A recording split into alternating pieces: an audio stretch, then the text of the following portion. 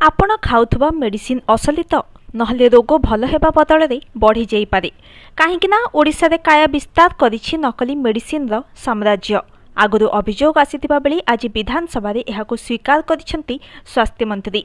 आखि तदाटी देला भली तथ्य हला 3 वर्ष रे 103टी निम्न मानर मेडिसिन चिन्हट होईछि।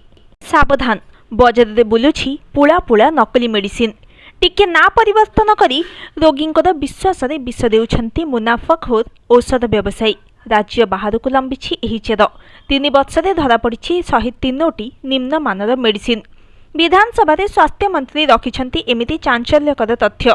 विधायक सुधीर रंजन पाटजोशींकर प्रश्नर उत्तर रखी स्वास्थ्य मंत्री कहिछंती मार्केट रे zinc sulphate, sodium lactate, heparin sodium injection निम्न मानर बोली धरा पड़िछि।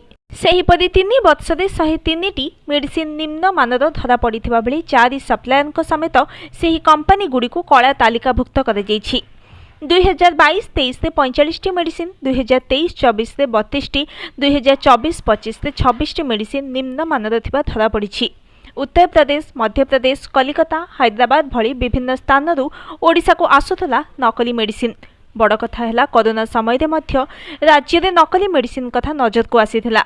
टेल्मा एएम एवं टेल्मा 40 भली बहुल व्यवहृत मेडिसिन मध्य नकली जबत हेबा परी छानभिन आरंभ होइथिला। कटकरू जबत एही मेडिसिन कर्नाटक एवं बिहार आसीथिबा जना पड़िबा परे कमिशन रेड पुलिस एक टीम राज्य बाहर को जाई मध्य तदंत करिथिले। एबे विधानसभा रे एही तथ्य समस्तंको चकित करिछि। विशेष करी गाँ गहली रे रहुतबा एवं छोट छोट समस्या पई डाक्टरक पाखको न जाई मेडिसिन दुकान रु औषध खाउतबा लोके एबे चिंता रे पड़िछंती। एही समस्या प्रति नुआ सरकार केते गुरुत्व देउछंती, आगो को कोन पदक्षेप नेउछंती ता उपरे नजर। Bureau report, news today.